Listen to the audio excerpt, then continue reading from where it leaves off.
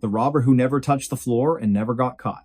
In the winter of 1987, when snow fell like whispers over the city of Pittsburgh and street lamps flickered beneath a sky heavy with clouds, a man named Thaddeus Vale moved through the shadows with a silence so complete it defied belief. He wasn't tall, nor was he broad, just 5'9", wiry with fingers long enough to dance across piano keys or slip between window frames without a sound. His eyes, a pale gray like thawing ice, missed nothing. And though he stole from banks, jewelry stores, and even the homes of the wealthy in Shadyside and Fox Chapel, no one ever saw him run, no one ever heard his footsteps, and not a single footprint was ever found leading away from the scene. Before we begin, tell me, where are you listening from, and what time is it there? It started on a night thick with fog, the kind that clung to coat collars and muffled the distant wail of trains along the Monongahela River. The date was December 18th, just 3 days before Christmas. The First National Trust on Fifth Avenue had closed at 5, its vault sealed, alarms armed, security guards patrolling in pairs. Yet, by 10 past 2 in the morning, someone had bypassed every system without tripping a wire, without leaving fingerprints, without setting off motion detectors calibrated to sense the flutter of a moth's wing. What they found the next morning chilled the blood of the manager, a man named Harlan Wexford, who arrived at 6:30 sharp with coffee steaming in a paper cup. The front door was locked. The glass unbroken, the alarm panel glowed green, fully operational. But inside, the vault stood open, its steel door yawning wide like a slack jaw. $200,000 in cash, mostly 20s and 50s, bundled in rubber bands, was gone. Also missing, a collection of rare gold coins, appraised at over $400,000, belonging to a reclusive collector from Sewickley. And yet, there were no signs of forced entry, no scuff marks on the floor, no grease on the keypad, nothing. Only one thing puzzled the investigators more than the theft itself, the surveillance footage. On the tape, recorded from a camera mounted high in the corner of the lobby, there was no intruder, just darkness. Static. Then, at exactly 2:12 a.m., a flicker, a distortion, like heat rising from asphalt. For 3 seconds, the image warped. When it cleared, the vault door was slightly ajar. But no figure appeared, no hand reached in, no shadow passed. It was as if the money had simply decided to leave on its own. By midweek, newspapers across Pennsylvania carried the headline, "Phantom Thief Strikes Pittsburgh." Radio stations played eerie synth music behind breathless reports. Police Chief Lyle Mancini held a press conference, his voice tight with frustration, insisting that no man can walk through walls and vowing that the perpetrator would be caught. But deep down, even he felt a chill he couldn't explain. Because this wasn't the first time. 3 months earlier, in September of 1987, the Regal Jewelers on Walnut Street had been hit under nearly identical circumstances. Surveillance showed nothing. Alarms never sounded. The safe opened as if by magic. A string of black pearls, once worn by a silent film star, vanished without a trace. And again, no footprints. No fingerprints. No scent for K9 units to follow. Then, in November, it happened at the Carnegie Savings and Loan in Mount Lebanon. This time, a motion sensor near the back office did register something, but only for half a second. The reading? A weightless disturbance, like air shifting in a vacuum. Investigators dismissed it as equipment malfunction, but Thaddeus Vale knew better. He wasn't a criminal by birth, nor was he driven by greed. Born in a coal mining town in West Virginia Welch, population 3,000, he'd grown up in a house with no running water and a roof that leaked when it rained. His father died in a mine collapse when Thaddeus was 9. His mother worked double shifts at a diner, her hands cracked from dishwater and cold. By the time he was 16, he taught himself to pick locks, not because he wanted to steal, but because he needed medicine for his younger sister, Lyra, who suffered from seizures doctors said were nervous in origin and expensive to treat. His first break-in was clumsy, a pharmacy at midnight, gloves too big, heart pounding like a war drum. He took only what he needed, phenobarbital, syringes, a bottle of cod liver oil, left a note behind, written in careful script, "I will repay you." TV. No one ever came looking. Over the years, he grew quieter, faster, more precise. He studied architecture, mechanics, airflow patterns, and human behavior. He learned how to move without displacing air, how to step where pressure sensors weren't calibrated, how to exploit blind spots in infrared fields. But his greatest skill, his secret, was not technology. It was timing. Thaddeus didn't walk during heists. He floated. Not literally, of course, but close enough to fool machines, cameras, and instincts alike. Through a combination of controlled breathing, muscle relaxation, and an almost meditative state of balance, he could reduce his physical impact to near zero. He wore custom shoes lined with aerogel foam, lighter than air, insulating, silent. His clothing, tailored from a blend of synthetic fibers used in aerospace gear, absorbed light and muffled sound. He moved in rhythm with the building's natural vibrations, the hum of HVAC systems, the creak of settling beams, so that his presence became part of the background noise. And he never touched the floor. Not directly. Instead, he used a technique he called shadow stepping, placing each foot on the very edge of tiles, where grout met wall, or balancing on the lip of a baseboard, distributing his weight across multiple micropoints. In some cases, he'd enter through ventilation shafts, descending slowly on ropes made of braided Kevlar thread, thin as spider silk, strong as steel. He'd hang suspended above carpets, vaults, marble floors reaching down, with tools shaped like fishing rods to retrieve items without ever grounding himself. To the world, it seemed impossible. To him, it was survival. By early January of 1988, the FBI had assigned Agent Rhoda Keene to the case. A veteran of white-collar crime divisions, she'd transferred from Quantico after solving a series of art thefts in New Orleans using behavioral profiling. She was sharp, skeptical, and immune to sensationalism, but even she paused the first time she watched the grainy bank footage from Fifth Avenue. "There's no one there," she muttered, rewinding the tape for the 7th time. Her partner, Dale Haskins, leaned forward. "Maybe it's a glitch." "No," she said, voice low. "Look at the dust motes. See how they shift right before the vault opens? Something passed through. Something quiet." They began cross-referencing all previous unsolved thefts in the region. 8 in total, dating back to 1984. All shared the same pattern: no entry, no exit, no evidence. And in 6 of them, weather reports mentioned unusually dense fog on the night of the crime. Coincidence? Possibly. But then, on January 15th, 1988, the unthinkable happened again. This time, it was the home of Arthur Pembroke, a retired steel magnate living in a gated estate in Sewickley Heights. The mansion had 20 rooms, a private gallery, and a security system designed by a former CIA contractor. Motion sensors, laser grids, thermal imaging, everything. At 1:43 in the morning, the system registered a temperature fluctuation in the east wing. Not enough to trigger an alert, just a brief dip like a breath against glass. When Pembroke's housekeeper arrived at 7, she found the display case in the study shattered, not broken outward, but inward, as if crushed from within. Missing, a platinum pocket watch engraved with the coordinates of the Titanic's final resting place, and a letter signed by Thomas Edison promising collaboration on a wireless illumination device. Again, no prints, no alarms, no sign of struggle, but this time there was something new. On the marble floor, just beneath the shattered glass, lay a single playing card. The Queen of Spades, flipped face up. Agent Keene stared at it in the evidence photo, her pulse quickening. "He's communicating," she whispered. Haskins frowned. "With whom?" "With us," she said. "Or maybe with someone else." She ordered a full forensic sweep of all prior crime scenes, anything left behind, no matter how insignificant. And 2 days later, in a dusty envelope from the Regal Jewelers case, they found it a matchbook from a diner in Clarksburg, West Virginia. On the back, scribbled in pencil, "For Lyra. Soon." Keene traced the diner's records. Only one person had asked for directions to Welch that week, a man matching Thaddeus Vale's description, paying an exact change, wearing a long coat and sunglasses despite the overcast sky. She flew to West Virginia the next morning. Welch was a ghost of its former self, storefronts boarded up, miners out of work, children playing in empty lots where company houses once stood.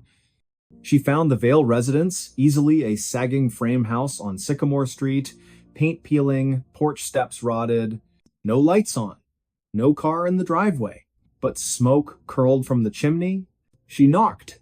Silence. Then The soft click of a lock. The door opened just enough to reveal a woman, thin, pale, wrapped in a wool blanket. Her eyes were red, her hair tied back with a frayed ribbon. "Yes?" she asked, voice hoarse. "Mrs. Vale," Keene said gently. "I'm Special Agent Rhoda Keene, FBI.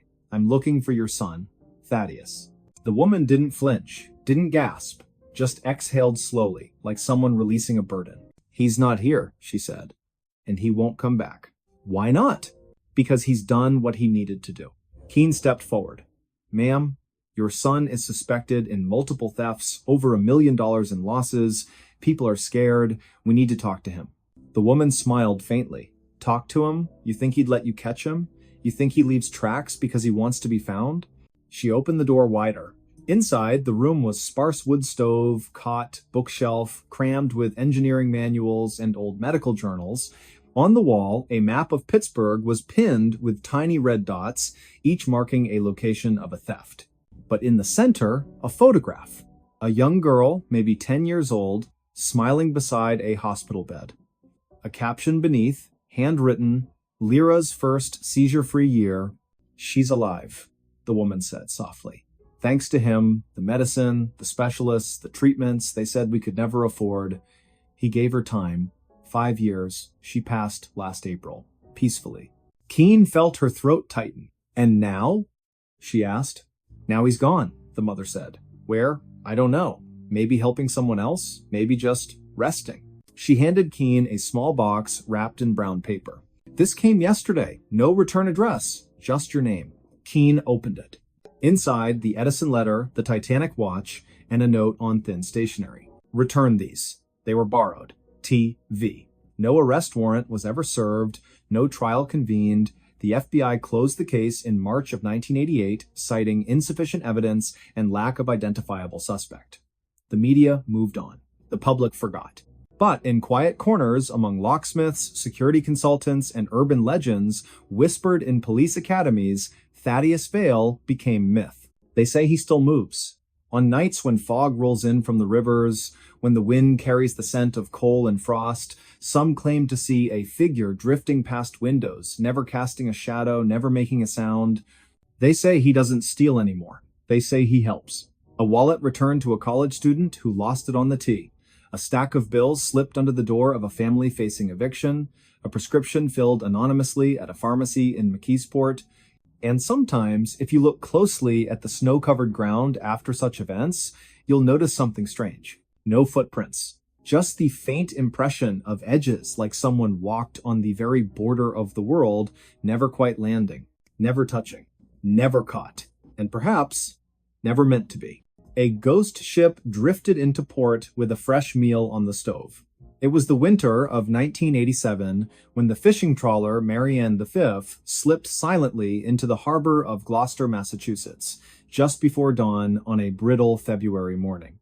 No lights flickered from her deck, no voices called out, no radio signals preceded her arrival. She came like a shadow drifting through fog, her bow nudging gently against Pier 6 as if guided by unseen hands.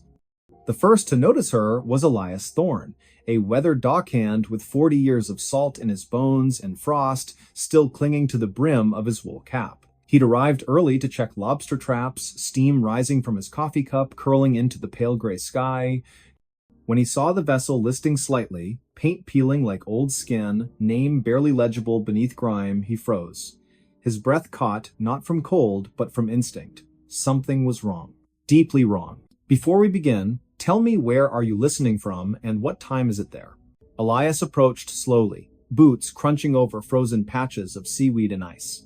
The Marianne V had been reported missing 3 weeks prior, last seen off the Georges bank during a sudden nor'easter that had swallowed 2 other boats whole. The Coast Guard had called off search efforts after 10 days, assuming all hands lost, and yet here she was, intact, afloat, and strangely, undisturbed.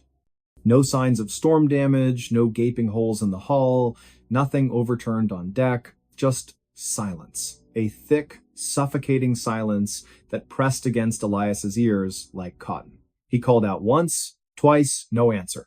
Then, steeling himself, he climbed aboard. The moment his boot touched the deck, he felt it a chill that wasn't from the wind.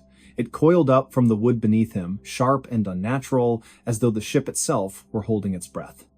He moved toward the wheelhouse. The door hung open, swaying slightly with the motion of the tide.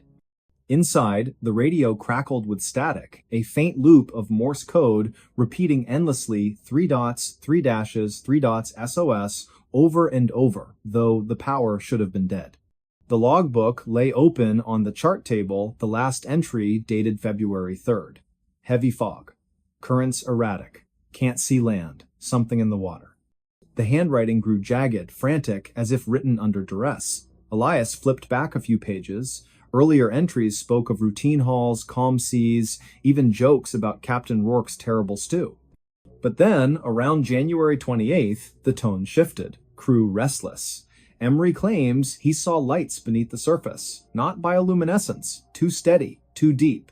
Emery Vale, third mate, quiet man from inland Maine who rarely spoke unless spoken to. He'd joined the crew only 2 months prior, replacing a man who'd quit mid-season, saying the boat felt haunted. Emery hadn't believed in ghosts, or so the others said. But his journal, found later tucked inside a duffel bag below decks, told a different story. Elias descended the narrow metal stairs into the galley, flashlight beam trembling in his grip, and there, on the cast iron stove, sat a pot, still warm. Steam curled lazily from its cracked lid, carrying the scent of onions, potatoes, and something meaty beef, maybe, or pork. A spoon rested against the rim, crusted with congealing gravy. Beside it, a chipped blue mug held tea, long gone cold, but unmistakably brewed that morning. Or the night before, or whenever. Time didn't seem to matter here. He backed away, heart hammering. No one could have boarded without being seen. The harbor was monitored, no small craft had entered after midnight, and yet the meal was fresh.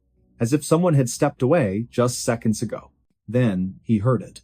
A soft clink. From the mess hall, like a fork tapping a plate. He turned slowly. The door stood ajar. Darkness pooled beyond it. He pushed it open with the toe of his boot. Tables bolted to the floor, benches intact, nothing out of place. Except on the farthest table, set for four plates, each with a portion of stew untouched, forks laid neatly beside them, napkins folded, salt and pepper shakers aligned perfectly. And at the head of the table, a 5th plate, empty. But the chair was pulled out, as if someone had just risen. Elias didn't scream, he didn't run, he simply stood there, flashlight shaking, breath coming in short white puffs, until the sound came, again not a clink this time, but a whisper, faint, guttural, from the sleeping quarters below. He didn't go down, not then. He scrambled back onto the pier, shouting for help, voice raw with panic. By the time the Coast Guard arrived, the pot on the stove was cold, the steam had vanished. But the stew remained, uneaten, perfectly preserved, as if time had paused mid-bite. Captain Silas Rourke, grizzled veteran of 30 seasons at sea, was never found. Nor were his 3 crewmen, Emery Vale, Harlan Pike, and Jocelyn Crow, the youngest at 23, who'd signed on to save money for nursing school in Portland. Their personal effects were still in their bunks. Photos of family, letters half-written, toothbrushes damp. But no bodies, no blood, no signs of struggle, just absence.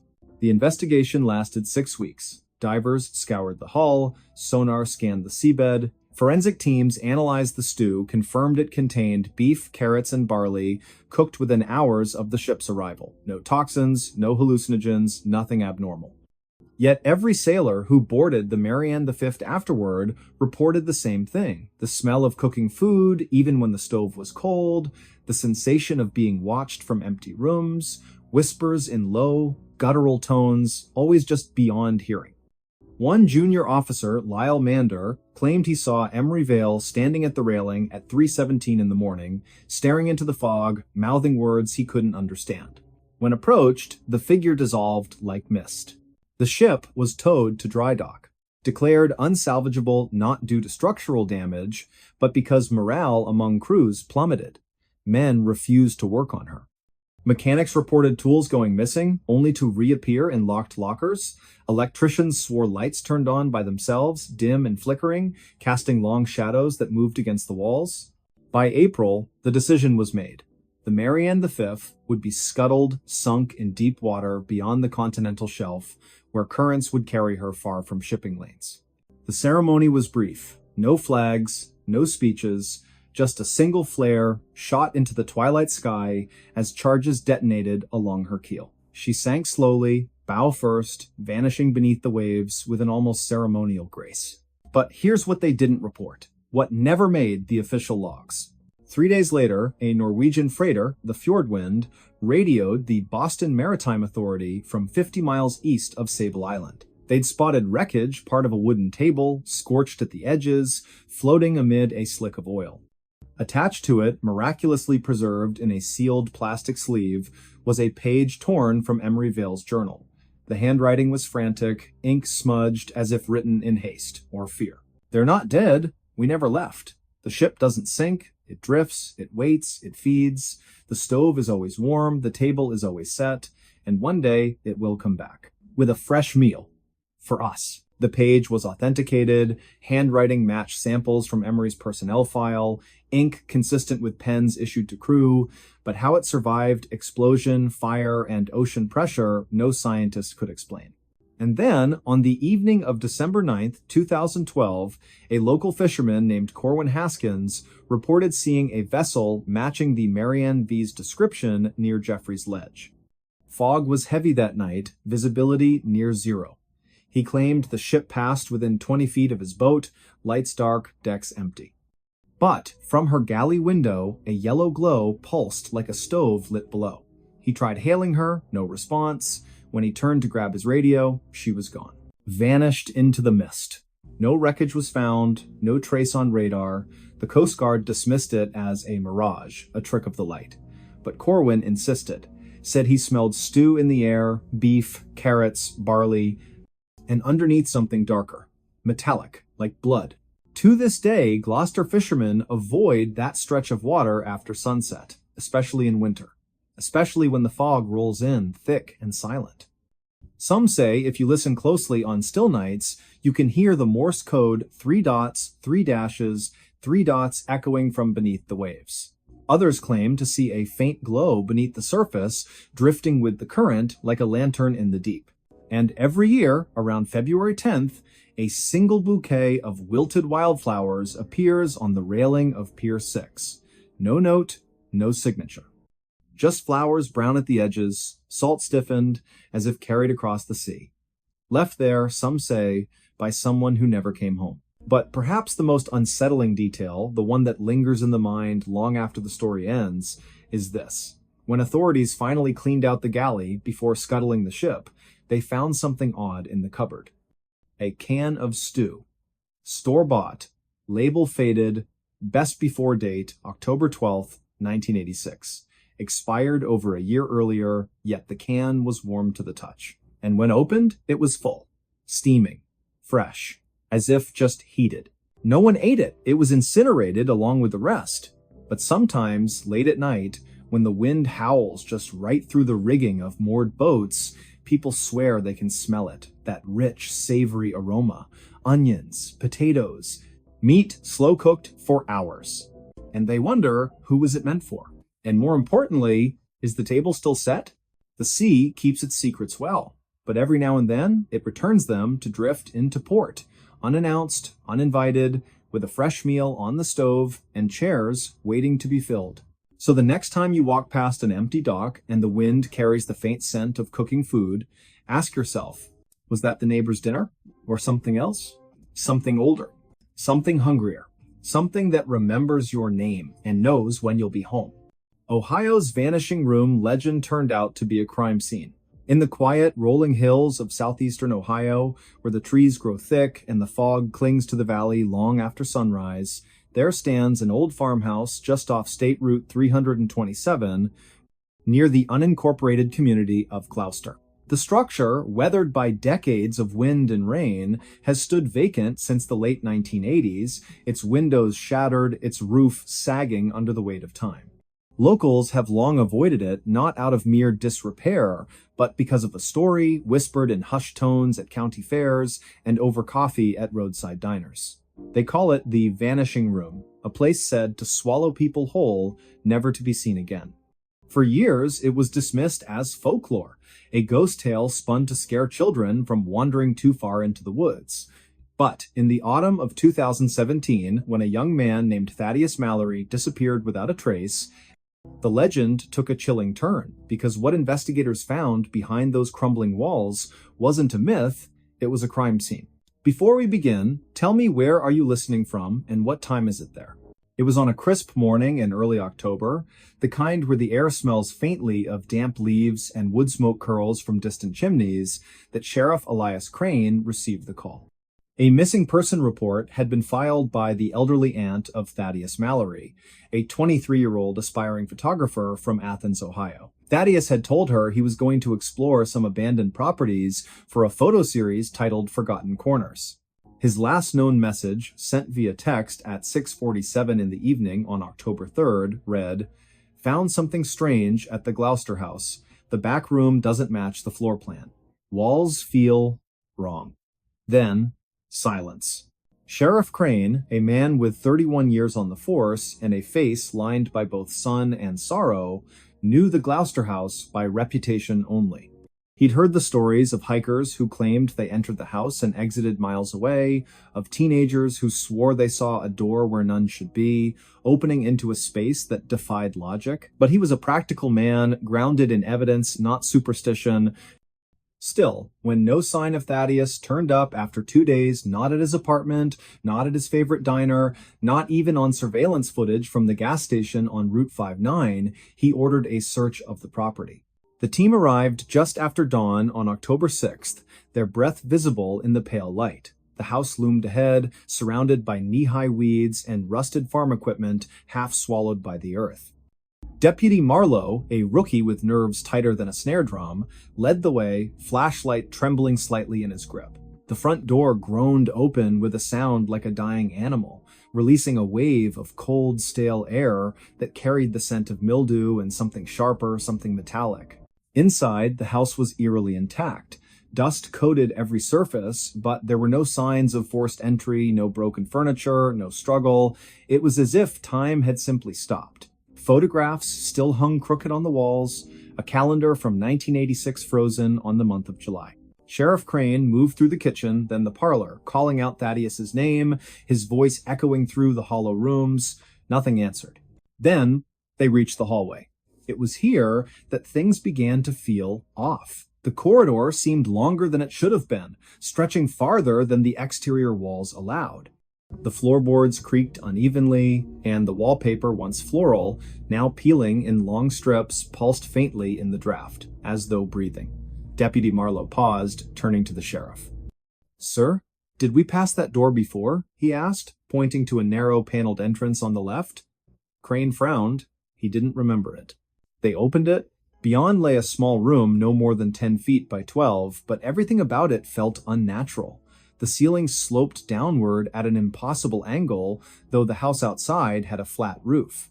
The walls were covered in crude symbols, drawn in what later tests would confirm as human blood, layered over decades. And in the center of the floor, a circle had been etched into the wood, filled with ash and bone fragments. Most disturbing of all, the room had no window, yet a faint greenish light seemed to emanate from the corners, flickering like old television static. Sheriff Crane's radio crackled. "We've got movement on thermal," came the voice of Officer Lyle, stationed outside. "Two figures, inside the house. One near the back hall. The other, sir. The second heat signature is coming from inside the west wall." Crane turned slowly, flashlight beam cutting through the dust. There was no west wall in this room, it faced north. His pulse quickened. He stepped toward the northern wall, pressing his palm against the plaster. It gave slightly, like soft clay. He pushed harder, and his hand sank through. He yanked it back with a gasp. The hole sealed itself instantly, leaving no mark. "This isn't possible," Marlowe whispered, backing away. "This isn't real." But it was real. And worse, it was occupied. Later analysis would reveal traces of DMT and other hallucinogenic compounds in the air, suggesting someone had been burning psychoactive substances to induce altered states. But forensic teams also uncovered human remains buried beneath the floorboards, 3 sets of bones, carbon dated to the 1970s, 80s, and early 2000s. Dental records confirmed one belonged to a woman named Elspeth Vorn, reported missing in 1979 after telling friends she was investigating a doorway to another place in rural Ohio. And then there was Thaddeus. On October 9th, during a second sweep of the property, K-9 Unit Officer Renata Cho discovered a trapdoor hidden beneath a collapsed section of the basement. Behind it, a narrow tunnel descended into darkness. The walls were lined with photographs, dozens of them taken inside the vanishing room. Faces stared out from the images, mouths open in silent screams, eyes wide with terror. Among them was Thaddeus, captured mid-stride, unaware, seconds before vanishing from the known world. At the end of the tunnel, they found him. Not alive. Not exactly. His body was seated upright, propped against the stone wall, dressed in the same clothes he'd worn the night he disappeared. His skin was pale, almost translucent, stretched tight over his bones. His eyes were open, pupils dilated, fixed on a point beyond the ceiling. In his lap lay a leather-bound journal filled with frantic handwriting, sketches of shifting corridors, spiraling staircases leading nowhere, and repeated phrases, "It watches, it learns. It remembers names." The final entry, dated October 4th, just one day after his last text read, "I think I'm still here. I think I never left, but something else is wearing my face now. If you find this, don't go back, don't look for the door, it knows you're looking, it's always listening." The case was officially closed in March of 2018. Authorities cited homicide, though no suspect was ever identified. The house was condemned and scheduled for demolition, but crews refused to touch it. Dynamite placed at the foundation failed to detonate. Bulldozers stalled mid-approach, engines dead despite full tanks. Eventually, the state erected a chain-link fence around the property, topped with barbed wire, and posted warning signs, "No trespassing, hazardous structure." Yet, even now, nearly 7 years later, locals report seeing lights in the windows on foggy nights. Hunters claim to hear whispers drifting through the trees, voices calling names of people who've never been to Gloucester. And sometimes, on the edge of sleep, residents swear they feel a pressure behind their eyes, a sensation of being pulled not forward, but sideways into a space that shouldn't exist. The vanishing room, it seems, is not done, and perhaps it never will be. Because legends don't die in places like Ohio. They wait, they breathe, they grow hungry. And they remember. Thaddeus Mallory was not the first. He certainly won't be the last. So the next time you drive down a lonely road, past a house that looks just a little too still, a little too quiet, ask yourself, does the layout make sense? Do the doors line up? And when you pass by, do you feel, just for a second, as though the air has thickened and something on the other side of the wall has noticed you? Be careful. Some rooms don't let go. Some doors only open one way. And some houses, like the one near Gloucester, standing sentinel in the mist, don't just hold secrets, they feed on them. The investigation remained open for months, though leads dried up faster than puddles in summer heat. Psychologists analyzed Thaddeus's journal, concluding he likely suffered a psychotic break induced by toxins or isolation. Skeptics pointed to mold, carbon monoxide, or underground gas leaks as explanations for the hallucinations, but none could explain the photos. None could explain how his body appeared untouched by decay, preserved in a state that defied medical understanding. And no scientist could replicate the phenomenon of the shifting walls, the impossible geometry, the way the room seemed to exist outside normal dimensions. Dr. Corvin Hexton, a parapsychologist from Case Western Reserve University, visited the site in May of 2018. He brought with him electromagnetic field detectors, infrared cameras, and a team of graduate students. They spent 3 days collecting data. On the evening of the third day, Hexton entered the vanishing room alone, determined to meditate and record any anomalies. He never came out. Search parties combed the area for weeks. His equipment was found scattered near the basement entrance, cameras smashed, notebooks burned, audio recorders filled with static, and, at one point, a whisper in Hexton's voice, "It showed me the others." They're still walking. They don't know they're dead. After that, the state declared the property off-limits indefinitely. The fence was reinforced, motion sensors installed, helicopter flyovers increased. But still, the stories persist. In 2022, a drone operated by a storm chaser caught footage of the house during a thunderstorm. In one frame, clear, undeniable, the back door opens. A figure steps out. Tall, thin, wearing a coat that flaps in a wind no one else feels. The face is blurred, distorted, as if reality itself refuses to focus on it, and in its hand, it holds a camera. Thaddeus's camera. The video went viral, then vanished from the internet within hours, pulled by unknown authorities. The storm chaser claimed he received a visit from men in dark suits who said nothing, only handed him a sealed envelope and left. Inside was a single photograph, his own face, taken from inside his bedroom sometime during the night. No one believes him, but those who've studied the vanishing room know the truth. It doesn't just take people, it replaces them, and the ones who come back aren't really back at all. They're echoes with instructions. Now consider this. When you walk through your home, do you count the doors? Do you notice if the hallway feels longer today than it did yesterday? Have you ever stood in a room and thought just for a moment that the walls leaned in slightly as if listening? Because somewhere, deep in the heart of Ohio, a room waits. A room with no right to exist. A room that remembers every footstep, every breath, every name spoken within its walls. And if you listen closely, on the very edge of silence, you might hear it. Not a creak, not the wind, but a whisper calling yours. The preacher's doomsday calendar was wrong except for one date. In the quiet town of Harlan, nestled deep within the Appalachian foothills of eastern Kentucky, a man named Thaddeus Vale once stood atop a rusted grain silo on the edge of an abandoned farm, his arms outstretched beneath a bruised twilight sky. It was the autumn of 1998, and the air carried the scent of damp earth and burning leaves, crisp with the promise of change, or so he claimed. Clad in a long charcoal-colored coat that fluttered like crow's wings in the wind, Thaddeus held aloft a leather-bound journal, its pages filled with intricate diagrams, celestial alignments, and what he called the true calendar of divine reckoning. He wasn't a pastor in any official denomination, nor did he preach from a pulpit, but people came all the same, drawn by whispers, by fear, by a hunger for certainty in uncertain times.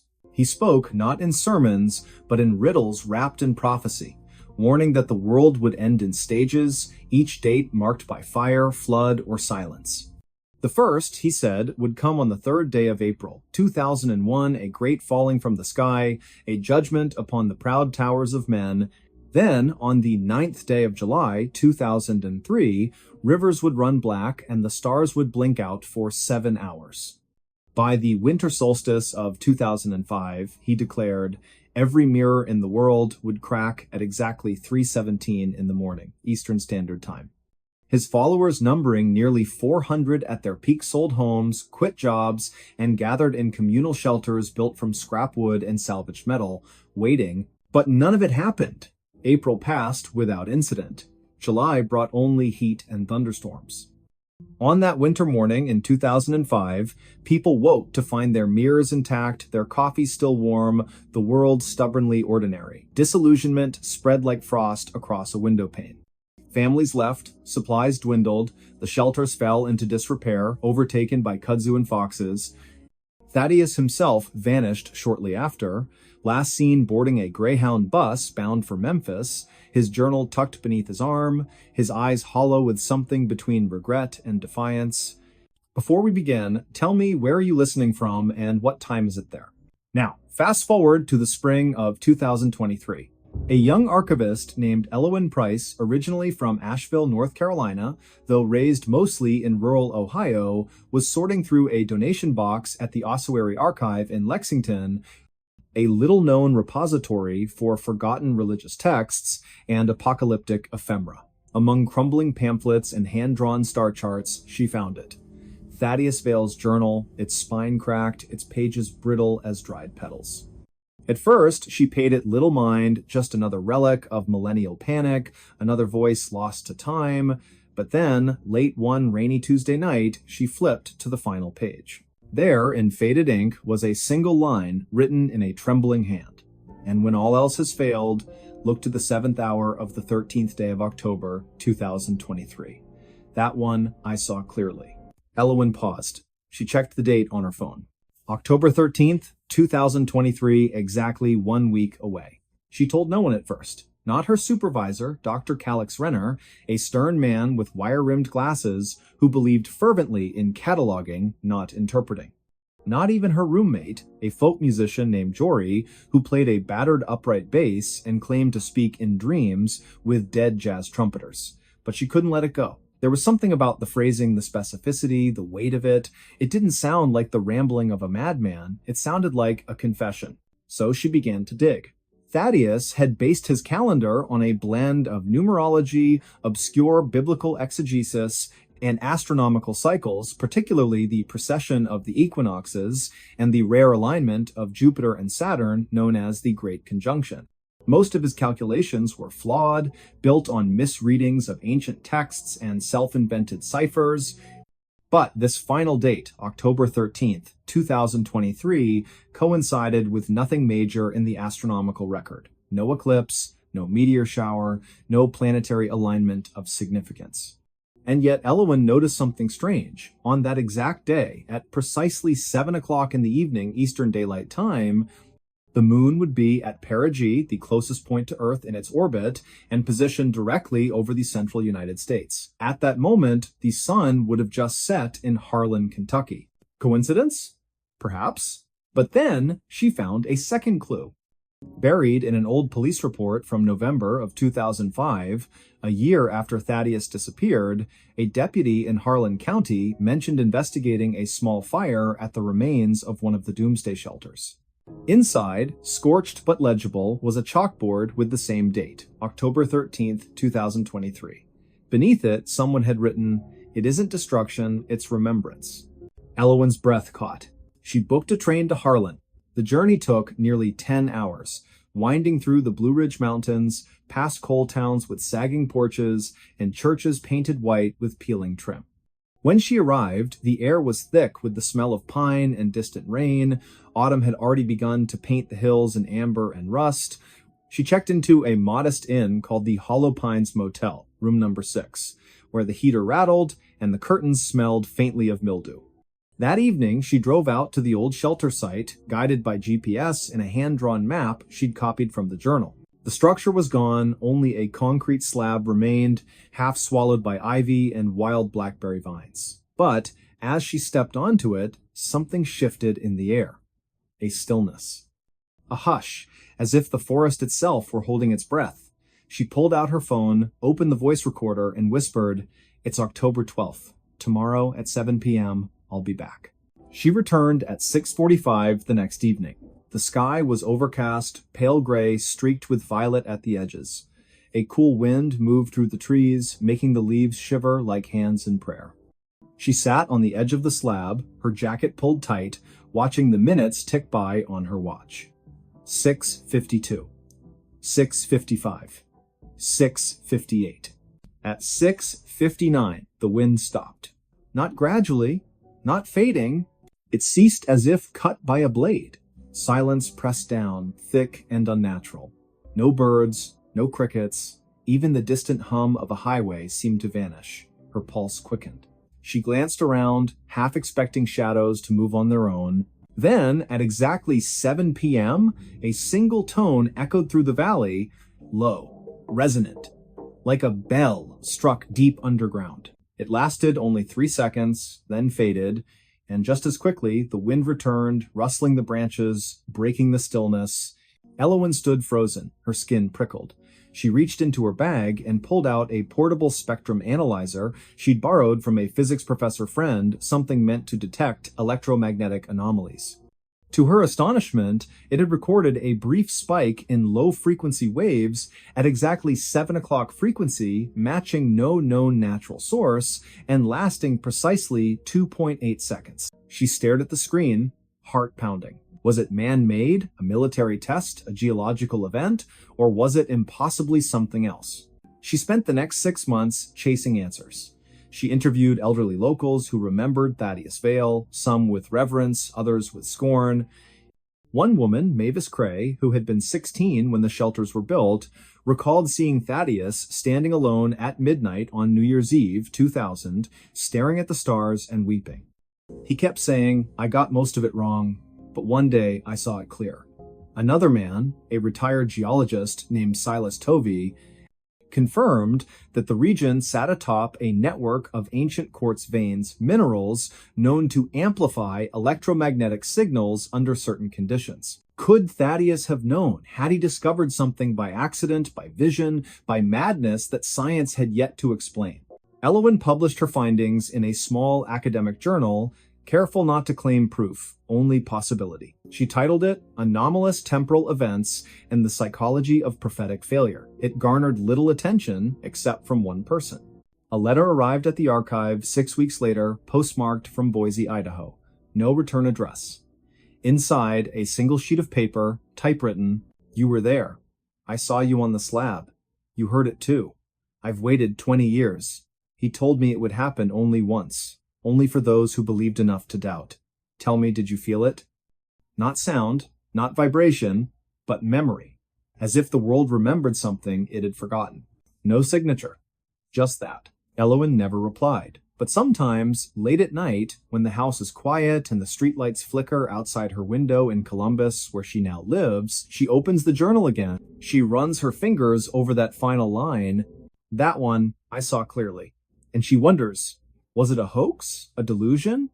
Or did Thaddeus Vale, in all his flawed brilliance, truly glimpse one moment not of destruction, but of resonance? A single date when time bent just enough for something to slip through? Not the end of the world, but a whisper from it. Think about that. What if the apocalypse isn't fire and ruin? What if it's a moment so quiet, so precise, that only the ones who are truly listening will ever know it happened? And what if it already did? October 13th, 2023, 7 o'clock in the evening, Eastern Daylight Time. In a field in Kentucky, beneath a motionless sky, a tone rang out, brief, unexplained, undeniable. And somewhere, perhaps, Thaddeus Vale smiled. Because even prophets get things wrong. But sometimes, just once, they're right. And when they are, the world doesn't end. It simply pauses and listens. The stories. This abandoned cabin blueprint exposed a secret crawlspace. The cabin looked ordinary in photos, yet the archived blueprint flagged one space that did not exist on site. Local records listed a one-bedroom layout, but the drawing showed a narrow service void marked beneath the living room. Silas Bergen was 36, and he worked as a county compliance inspector who handled delinquent properties before auction. He drove out on a gray weekday to walk the structure, photograph hazards, and confirm that the layout matched the file. The place sat off a two-lane road that wound through pines with a creek down behind the lot.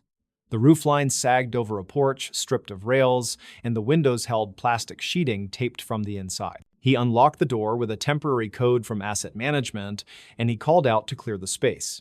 The air smelled like wet wood and dust, and a fleck of ash drifted when he stepped on a warped plank. His plan was simple: walk clockwise and document each room, then compare notes to the blueprint. He had a body cam that synced to a phone, and he kept a paper checklist clipped to a thin clipboard. The front room matched the drawing in size, yet the joists underneath felt different when he tapped the floor.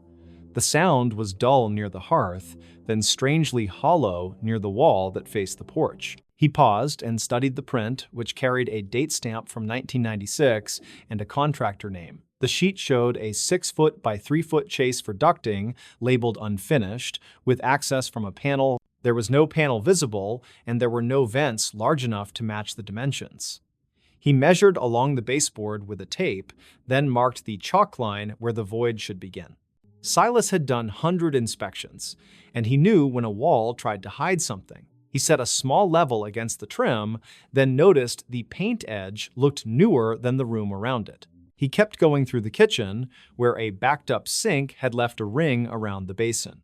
A calendar on the wall had pages stuck together, all from 2002, with a fishing cartoon printed on top. He took photos of the wiring, which showed cloth wrap at the outlets, and a modern breaker added later.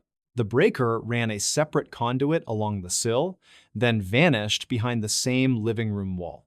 That mismatch bothered him, so he called the records clerk who had pulled the blueprint the day before. She was retired, but still contracted hourly, and she said the sheet came from a permit request that was never finalized. She added one strange footnote from the parcel folder, which she read out in a careful voice. A handwritten note stated that a neighboring caller reported periodic hammering at night, then sudden silence before daybreak. Silas thanked her, then he checked the porch wall again, and he laid on the floor to sight the baseboard. A thin seam ran under the lowest plank, and a pothook sat on the floor beside the hearth bricks. He tugged the hook, and nothing moved, but the plank next to it shifted slightly when he leaned. He slipped a pry bar under the edge and felt the hidden nail heads give a little under pressure. He stopped and photographed everything, then he made a note to treat the space like a confined area. He lifted the plank a few inches, and the smell from below was cool and mineral like a cellar after rain. A rectangular cavity dropped 4 feet, then leveled into a crawl space that ran along the living room footprint. The sides were lined with old plywood, and someone had stapled foil-faced insulation in a patchwork grid. He climbed down with gloves, then took a careful crawl on elbows while the body cam light cut the darkness. Dust turned to packed silt, and the foil rustled against his jacket whenever his shoulder grazed the wall. 5 feet in, the crawl space opened into a small wedge where 2 joists had been doubled. A wire ran across the wedge and disappeared through a hole toward the porch, wrapped in black electrical tape. He traced the wire with a finger, then backed out and stepped onto the porch to search for the exit. The wire emerged under the porch bench, fed into a steel box, and terminated at what looked like a switch.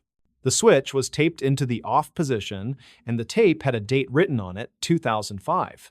Next to the switch, a second small box sat empty, with screw marks around a rectangle that once held something. He documented both boxes, then returned to the living room and eased into the void again. The path hooked left and began to slope down, as if someone had carved a shallow ramp under the wall. At the bottom of the ramp, he found a round hole cut cleanly through a concrete footing. The edge had been brushed with some kind of sealant, and faint black scuffs ran along the rim like scrape marks. He slid his phone through the hole and snapped a burst of shots while the flash bounced off damp earth.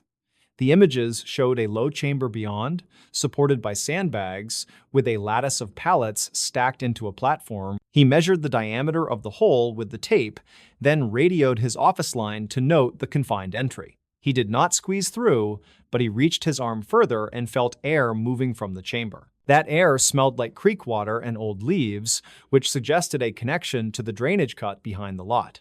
He crawled out and circled the property line until he reached the bank where the creek curved north. There, he found a culvert from the road ditch that emptied toward the creek, with riprap hiding several small cavities. One cavity had a plywood face painted to match the stones, and the bottom edge hung loose in the mud. Silas lifted the panel and saw the pallet lattice that matched his phone photos from the interior side.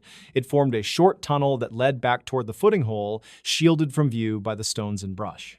He photographed the culvert from the roadside, then returned to the porch and sat on the step to think.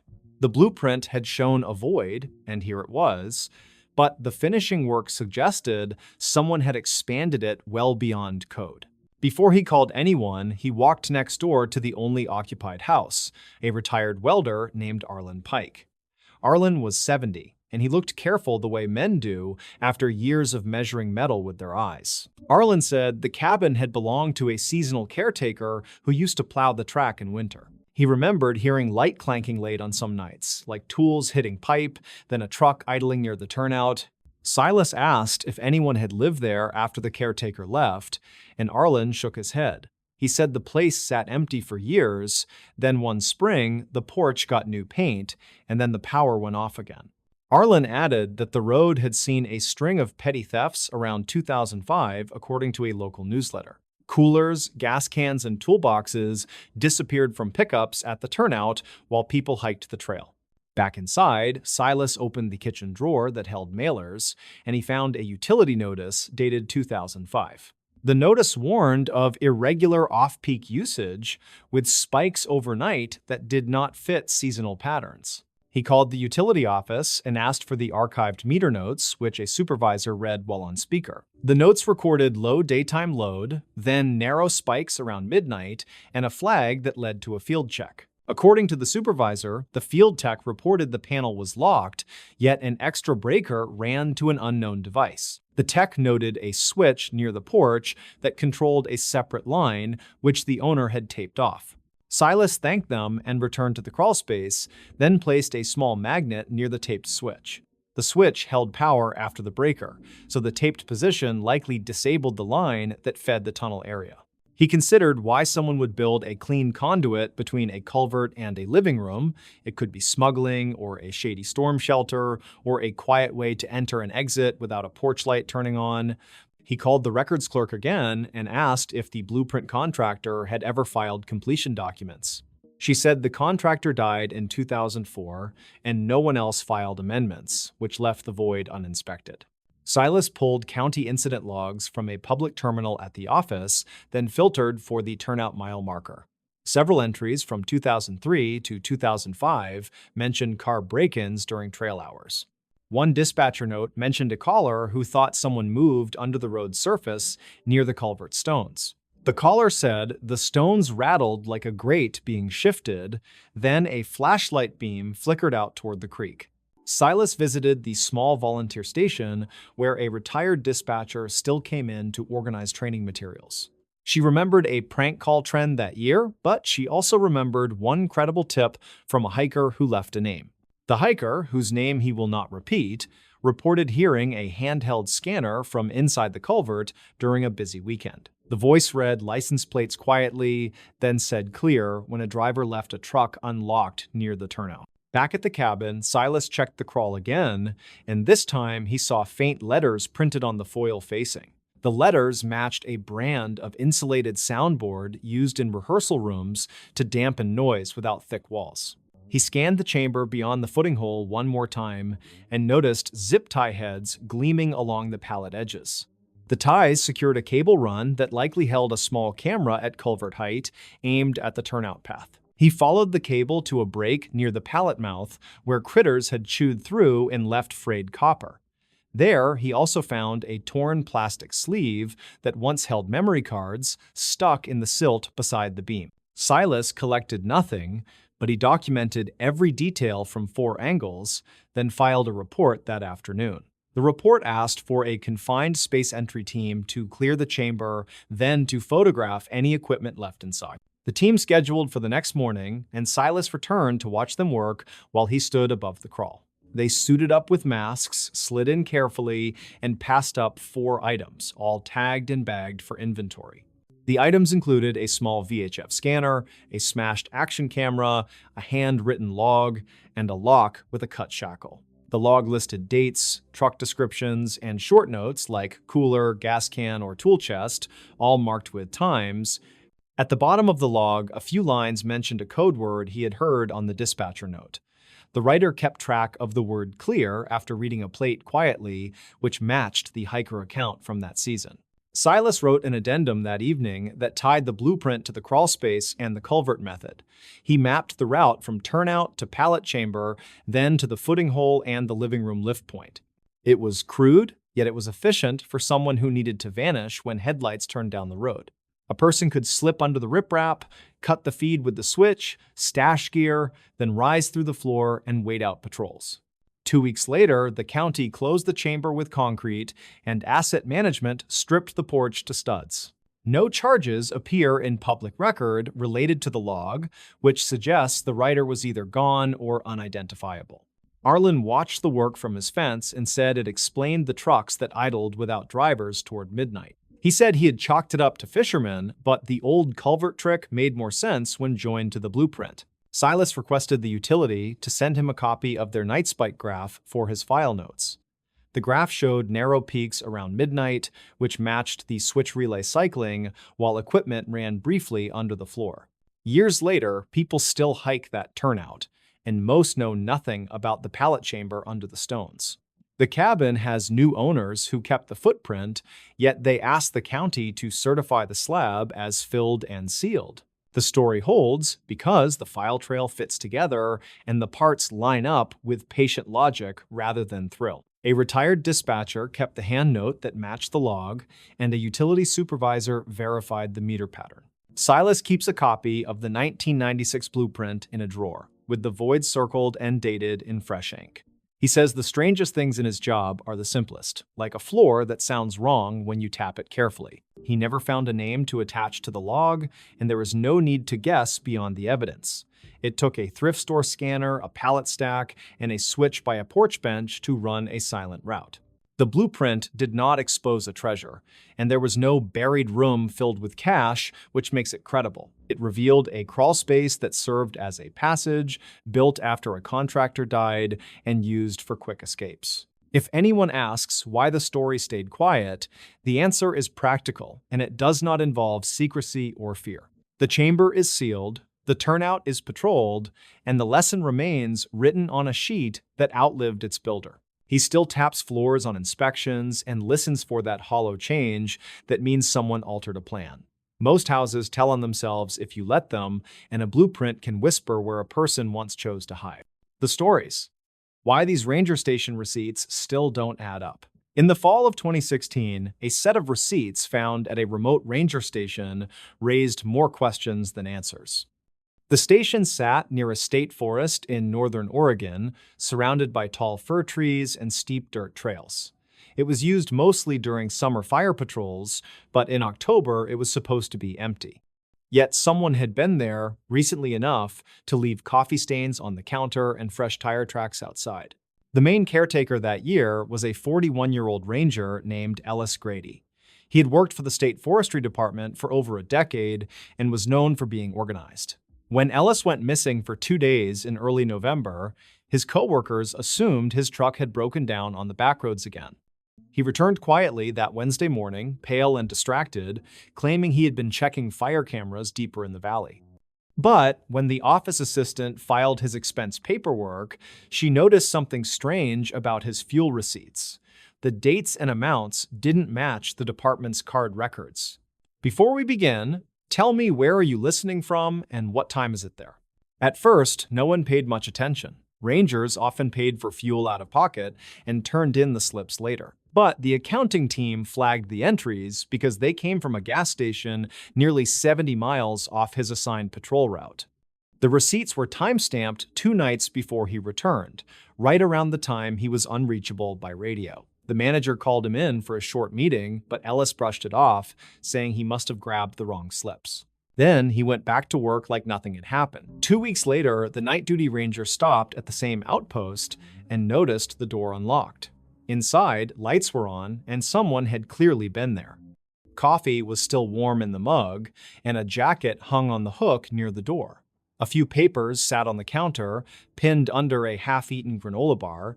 When the ranger flipped one over, he saw a receipt from the same station near the coast, dated that very day. It had Ellis's signature at the bottom. When questioned again, Ellis looked shaken. He admitted he had been there that morning, but claimed he just liked driving the scenic route to clear his head. His supervisor didn't find that convincing. The ranger station wasn't even close to the coastal highway. The dirt road leading there was partially blocked by fallen branches from the last storm, and no patrol had been assigned west of the ridge in weeks. Later, one of the younger rangers named Lydia found Ellis's old logbook. Inside, the last few pages were torn out. The remaining entries mentioned several trips out to check Tower 17, a decommissioned lookout on a ridge above an old mining road.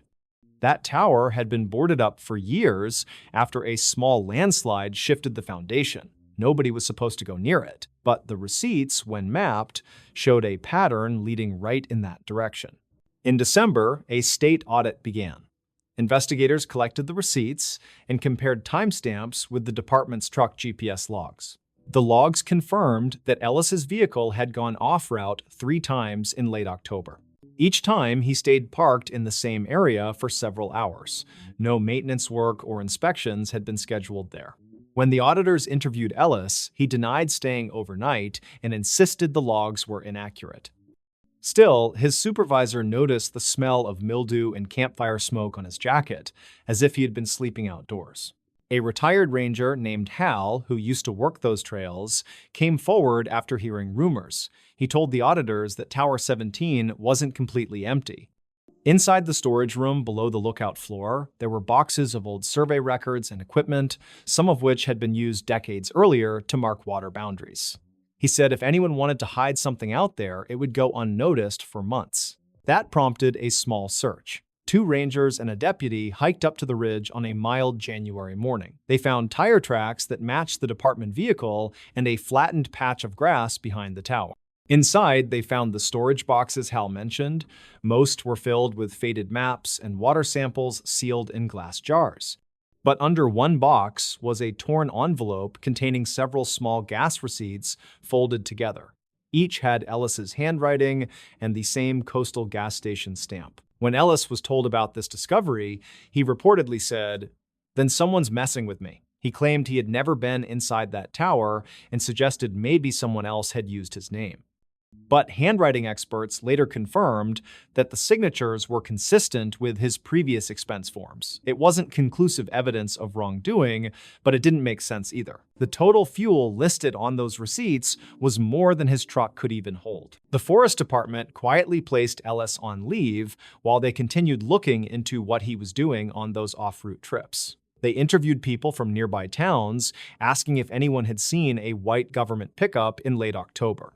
A mechanic from a service station 20 miles south recalled a man in a ranger uniform buying fuel from a portable drum around that time. He couldn't be sure it was Ellis, but he remembered the guy paid cash and seemed in a hurry. By early spring, the case went cold. The department moved on, Ellis resigned, and the receipts were boxed up with the rest of the audit files. But in 2019, a new ranger named Theo discovered something while clearing out the same outpost. He found a metal coffee tin hidden behind a loose board under the counter. Inside were several folded papers, damp but legible. They were fuel receipts again, all from that same coastal station. The latest date was November 3rd, 2016, the night Ellis had gone missing. Each receipt had strange notes scribbled on the back. One read, "No radio past ridge." Another said, "3 lights south of tower." The handwriting matched Ellis's older logs. The department contacted him again, but he refused to comment. A few weeks later, he reportedly moved to Montana and stopped responding to emails. Since then, the receipts have been filed in the regional archive. Some employees still talk about the case, mostly as a cautionary tale. Every few years, new staff find copies during routine checks and bring them up again, wondering what he was doing out there. The gas station itself closed down in 2017, so no new records could be verified. The old cashier who worked there remembered a quiet man in uniform coming in several times that fall, always after midnight, always buying coffee and fuel, never talking much. No criminal charges were ever filed. The department concluded there wasn't enough evidence to prove misconduct, only inconsistencies in the paperwork. Yet to this day, those ranger station receipts still don't add up. Some say Ellis was running a side job with off-book fuel sales. Others think he was covering up something that happened near that old tower. But whatever the truth was, it remains buried somewhere in the hills beyond the ridge, where the radios still go silent and the trail signs fade away each winter. They found a shipwreck, but it wasn't supposed to exist. It was late autumn in the year 1957 when a group of marine surveyors working off the coast of Maine stumbled upon something that defied every known record, something buried beneath layers of silt and kelp cradled by the cold Atlantic floor. The vessel, partially collapsed but unmistakably intact in sections, lay at a depth of nearly 200 feet just beyond the continental shelf near Monhegan Island. What made the discovery so unnerving wasn't merely its condition, it was the design. The hull bore no resemblance to any documented ship from the colonial era, nor did it match the blueprints of early American fishing vessels or merchant schooners. Its structure was sleek, almost futuristic for its time, with riveted plating arranged in an unusual spiral pattern and portholes shaped like ovals rather than circles. Most peculiar of all, there were no markings, no name, no registry number, nothing to suggest where it came from or who had sailed her. Before we begin, tell me, where are you listening from and what time is it there? The team, led by Silas Thorne, a wiry, weather-beaten oceanographer with salt-crusted boots and a permanent squint from years spent scanning horizons, had been mapping the seabed for potential oil deposits when their sonar picked up an anomaly. At first, they assumed it was a submerged rock formation, perhaps an ancient glacial deposit left behind by retreating ice sheets. But as the remote-operated camera descended through the murky water, the image on the monitor shifted from shadow to shape and then, suddenly, into undeniable form. A ship. Not just any ship, but one that looked as though it had been placed there deliberately, like a secret meant to stay hidden. Silas leaned forward in his chair aboard the research vessel Auriga, his breath catching in his throat. "Back it up," he said, voice low, almost reverent. "Just a few feet, let's get a wider angle." The technician obeyed, guiding the submersible drone backward. And there, illuminated in the beam of its spotlight, the full silhouette emerged long, narrow, with a prow that curved upward like the beak of some prehistoric bird. No sails, no smokestacks. Just smooth metal, stained green with corrosion, yet still holding its shape after decades, perhaps centuries, beneath the waves. "What in God's name?" murmured Elric Voss, the expedition's lead historian, a man whose knowledge of maritime archaeology spanned 3 continents. He adjusted his glasses, peering at the screen as if trying to decipher a dream. "That isn't 18th century. Not even close. Look at the bow. There's no reinforcement for ramming, no figurehead mount. This isn't built for wind, it's built for speed." The date was November 12th, 1957. The sky above the Auriga was overcast, heavy with the promise of winter storms. Waves slapped against the hull with a steady rhythm, and the air smelled of brine and diesel. Inside the cramped control cabin, tension hummed like a live wire. Every eye was fixed on the monitor, every breath seemed too loud. They sent the drone closer, the camera swept across the deck, or what remained of it. Hatches were sealed shut, fused by time and pressure. One side of the ship had caved inward, likely from implosion or collision, but the other remained surprisingly intact. Then, as the light passed over a recessed panel near the stern, something glinted. Not metal, glass, crystal. The technician zoomed in. Embedded in the hull was a circular window, thick, convex, and darkened with age, but behind it, faintly, something shimmered. A reflection. Or perhaps movement? "No," Elric whispered. "That's impossible. Could be sediment shifting," someone offered, though their voice wavered. Silas didn't respond. He stared, unblinking. Because for a fraction of a second, less than a heartbeat, he thought he saw a shape pass behind the glass. A silhouette. Human? Not quite. Too tall. Too still. They pulled the drone back immediately. Protocol demanded caution. Unknown wrecks could be unstable, even dangerous. But curiosity, once ignited, is not easily quenched. That night, aboard the Auriga, the crew gathered in the mess hall, steaming mugs in hand, voices hushed, logs were reviewed, charts studied. No vessel matching the description had ever been reported missing in those waters, no distress calls, no sightings, nothing. And yet, there it was. Over the next 3 days, they launched 2 more dives. Each time, the images grew clearer. Inside the ship, via a breached section near the midship, the camera revealed corridors narrow, sloping downward at a slight incline, lined with smooth walls that looked almost molded, not welded. There were no ladders, no handrails. Instead, shallow grooves ran along the floor, as if designed for bare feet or something else entirely. Instruments mounted on the walls resembled dials, but their markings were alien circles within triangles, symbols that bore no relation to any known language. One device, partially intact, emitted a faint hum when the drone's light touched it, a vibration so low it was felt more than heard, resonating through the submersible's frame. Elric spent hours comparing the findings to classified naval projects, Cold War prototypes, even rumored Soviet stealth crafts. Nothing fit. The materials alone, alloys later identified as a titanium-zirconium composite, were not in use until the 1980s. How had such a ship ended up at the bottom of the Atlantic in what appeared to be a state of preservation far exceeding its age? Then came the photograph. On the 4th dive, the drone captured an image inside what might have been a control room. In the center stood a pedestal topped with a translucent sphere, cracked but still glowing with a soft internal light blue, pulsing faintly like a slow heartbeat. Around it, 6 seats were arranged in a semicircle, each molded to the shape of a body, but not a human body. The limbs were elongated, the spine curved unnaturally, the headrests were too large, too high. Silas refused to believe it. It's erosion, he insisted. Water distortion, trick of the light.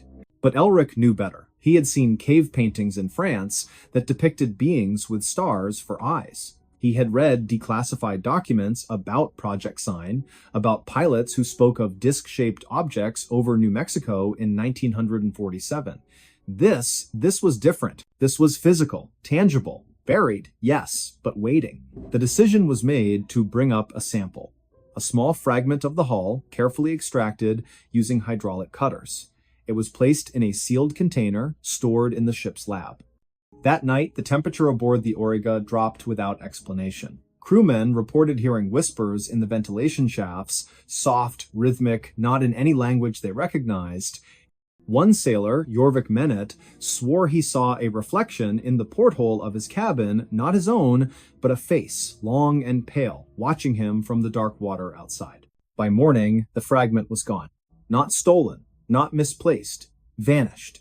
The container was intact, locked, undamaged, but inside, empty. Only a fine dust remained, clinging to the sides like ash. Panic began to spread. The captain ordered the mission aborted. They would return to port, file a report with the Navy, and let others decide what to do. But as the Auriga turned east toward Rockland Harbor, the sonar pinged again, this time not from below, but from behind. Something was rising from the wreck, slowly, deliberately. Silas rushed to the deck. The sea was calm, the sky breaking into pale streaks of dawn, but beneath the surface, a disturbance formed a column of bubbles, spiraling upward like a vortex. And then, for just a moment, the water shimmered, as if refracting light from an unseen source. A low tone echoed through the hull, deep and resonant, vibrating the bones of everyone on board. No one spoke, no one moved, and then, silence. When they reached shore, the official report cited equipment malfunction, sonar misinterpretation, and possible geological activity. The footage was classified, the logs were sealed, the crew dispersed, some transferred, others retiring abruptly. Silas Thorne submitted a detailed addendum, only to have it returned with a single sentence stamped across the cover. Information not consistent with established records. He never spoke of it again, not publicly, but in the attic of his cottage in Boothbay Harbor, tucked beneath a loose floorboard, he kept a notebook. Pages filled with sketches, coordinates, and one haunting phrase repeated over and over, as if trying to convince himself it wasn't supposed to be there, it wasn't supposed to exist. Years passed. The story faded into rumor told in hushed tones at coastal bars, scribbled in the margins of obscure journals. Some claimed the wreck resurfaced during a storm in 1973, seen by lobstermen off Matnicus Isle. Others said the Navy recovered it in secret, towing it under cover of fog to a facility in Portsmouth. A few even believed the ship was never human at all, that it had arrived from somewhere else, crash landing in the ocean long before history began recording names and dates. Elric Voss, in his final interview before passing in 2004, was asked if he thought the truth would ever come out. He paused, then smiled faintly. "Truth?" he said. "Sometimes the truth isn't something you find, it's something that finds you. And perhaps, somewhere beneath the cold rolling waves off the coast of Maine, it's still waiting. The sea keeps its secrets well. But not forever. Because even now, on quiet nights when the wind dies down and the stars hang low over the water, fishermen swear they hear it, a faint pulse rising from the deep, a rhythm, a signal, as if something down there is waking up."